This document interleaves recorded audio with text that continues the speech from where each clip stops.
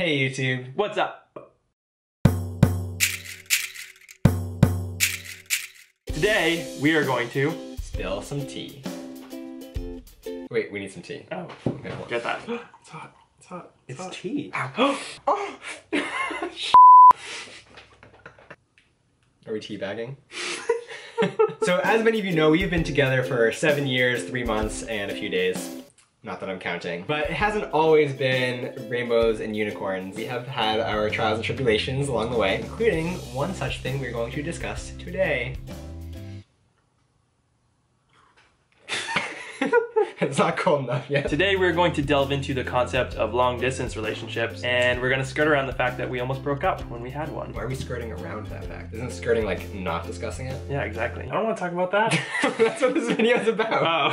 Oh. Okay, so I guess we're gonna talk about the time we almost broke up. Well, you guys all know the How We Met story, and if you don't know that, make sure you go and watch that video because it's pretty relevant to everything we're gonna talk about. So one of the biggest hurdles that we had to face in our relationship is the fact that in school we are 1 year apart.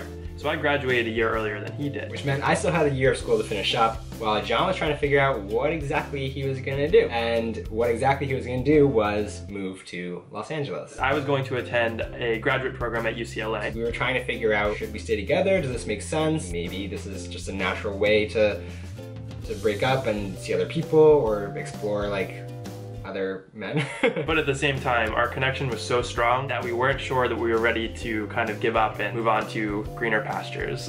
What's greener than this, baby? I feel like sipping tea is so like passive aggressive. Say something to me. I really like umbrellas. You're not even good at sipping.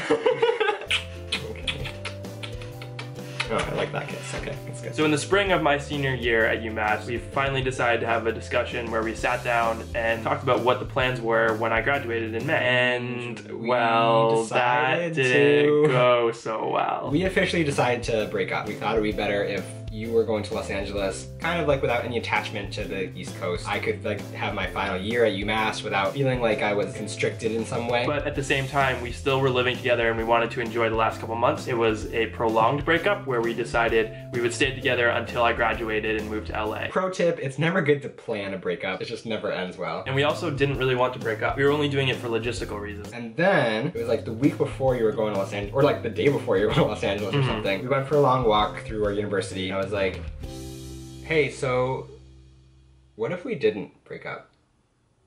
And I'd been hoping that he would say that for the last 2 months. When you said that to me the day before I was flying out, I was like, yes.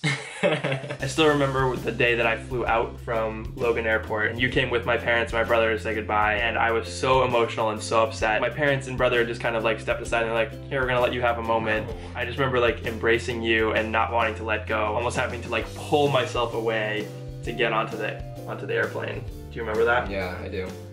That was really rough. So yeah, then he lived in Los Angeles. Enter the long distance relationship. Being in a long distance relationship means a few things. It means you constantly have to check in with your partner, whether it's texting them, calling them, Skyping them. For whatever reason, I'm not that big on like phone calls. There would be a couple of days maybe when we wouldn't talk, which makes it hard because that can be read by the other person as like, oh, they don't care about me, they're not as invested as I am. I was surrounded by friends and family still, and you were in like this new place surrounded by nobody you knew. You would think that that would be really lonely, but I was actually trying to make the most of it. I met a lot of people and I kept myself really busy. Neither of us were like sitting by the phone waiting for the other to give us a call. And then I decided that I would go and visit. So I flew to see John in LA. We actually had a really nice time, I think, but whether he loved me too much or hated Los Angeles too much, at the end of your program, you did decide to come back. And the rest is history.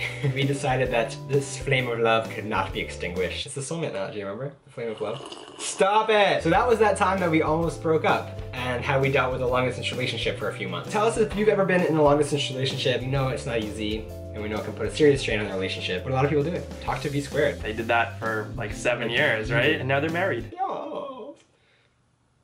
What was that? You have me all self-conscious about how I sip tea now. So thank you for sipping some tea with us. Let us know what you guys think about open relationships in the comment section below. It's not open relationship. Freudian slip right there. Feel free to let us know what you think about open relationships, but it has nothing to do with this video. Let us know what you think about long distance relationships in the comment section below. Please like, comment, subscribe. I'm Beep. I'm Beep. We are two Beeps. Peacing out. Beeps the Eep out. That was pretty good. Not bad.